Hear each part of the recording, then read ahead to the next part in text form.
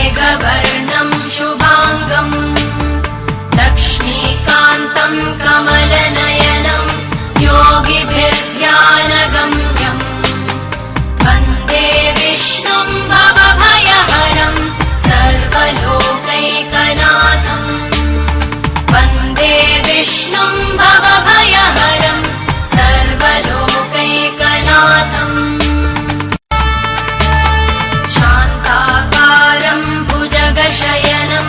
पद्मनाभं सुरेशं विश्वाधारं गगनसदृशं मेघवर्णं शुभाङ्गम् लक्ष्मीकान्तं कमल